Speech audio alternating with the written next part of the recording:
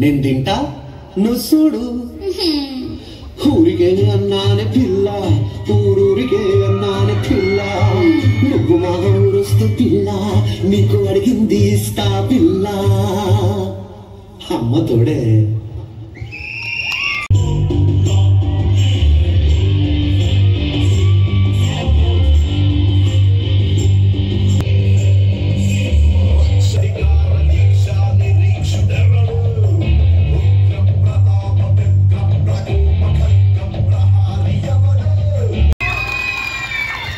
What an astonishing performance it is. Let's give them a huge round of applause.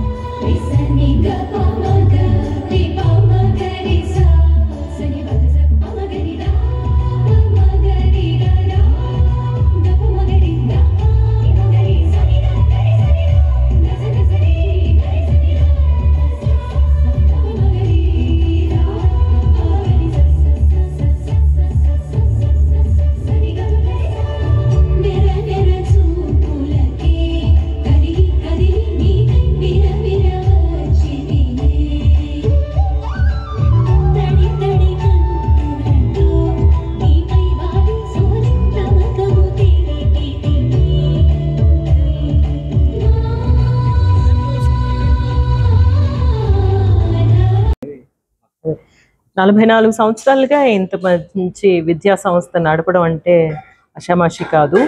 చాలా care తీసుకుంటే తప్ప చేయలేరు. ఎంతో దానికేమో వాళ్ళు కృషి చేస్తే తప్ప ఇలా చేయలేరు అనేది అర్థమవుతుంది. ఎందుకంటే చాలా కష్టం పిల్లలకి చదువు చెప్పించడం అనేది. స్కూల్ లాంటి ఒక సంస్థలోనేమో పిల్లల్నేమో ముందుకు తీసుకెళ్ళడం అనేది, ఎంతోమంది పెద్ద పెద్ద స్థాయికి ఎదిగి ఉంటారు అనేది తెలుస్తుంది. పిల్లల్ని చూస్తుంటేనేమో దేర్ ఆల్ వెరీ డిసిప్లిన్డ్. అది చాలా ఇంపార్టెంట్గా నాకు అనిపించింది అనమాట. వాళ్ళు వచ్చి ఆ ప్రైజెస్ తీసుకుని వెళ్ళి తర్వాత ఏమో వాళ్ళు డాన్స్ చేయడానికి కానీ అంతా వెయిట్ చేస్తున్నారు. తర్వాత ఏమో చాలా క్రమశిక్షణగా క్రమబద్ధకంగా రావడం అనేది చూస్తూ ఉంటే ఎలాగా అందరూ చూసుకుంటున్నారు అనేది, అదేమో భయపెడితే రాదు, యాక్చువల్గా ప్రేమతో చెప్తేనే వస్తుంది. సో అది చూశాను పిల్లల దగ్గర. అండ్ ఆల్సో ఒక ఆల్రౌండర్గా ఉండాలని ఇప్పుడు యోగా చెప్పిస్తున్నారు అని చెప్పి విన్నాను. So that is very very interesting. ఇప్పుడు యాక్చువల్గా ఏమనుకుంటారంటే చదువుకునే పిల్లలకి ఎందుకు ఆటలు పాటలు అని చెప్పేసి, అది కాదనమాట. ఆటలు పాటలు అనేది మైండ్ బాడీ కోఆర్డినేషన్ ఉండాలన్నమాట. ఇప్పుడు స్పోర్ట్స్ కూడా అదే మనకి చాలా మంచిది అని చెప్పడానికి కారణం అంటే మనం ఒట్టి చదువు మాత్రమే కాదు, మైండ్ బాడీ కోఆర్డినేషన్ ఎంతకి ఎంత పిల్లలకి మనం ఎక్కువగా ప్రోత్సహిస్తున్నామో వాళ్ళకి ఎదుగుదల అనేది, బ్రెయిన్కి ఎదుగుదలకి physical exercise is a must అనమాట. That too play way method. అది ఒక సాంగ్కి వాళ్ళేమో డాన్స్ చేయడం కానీ లేకపోతే అలాంటి ఒక కోఆర్డినేషన్, చాలా మందితో కోఆర్డినేట్ చేయడం అనేది. ఇప్పుడు వాళ్ళేమో బయట ప్రపంచంలోకి వెళ్ళినప్పుడు మిగతా వాళ్ళతో కలిసి బతకాలి, వాళ్ళని అందరినీ డీల్ చేయాలన్నమాట. అదంతా ఇక్కడ కనిపిస్తుంది the way they are. And వాళ్ళ పేరెంట్స్కి అంత సంతోషంగా వాళ్ళు కనిపించారు. So very happy to see that kind of overall development అనేది కనిపిస్తుంది పిల్లల్ని చూస్తున్నప్పుడు. That's what is nice. వాళ్ళ పెర్ఫార్మెన్స్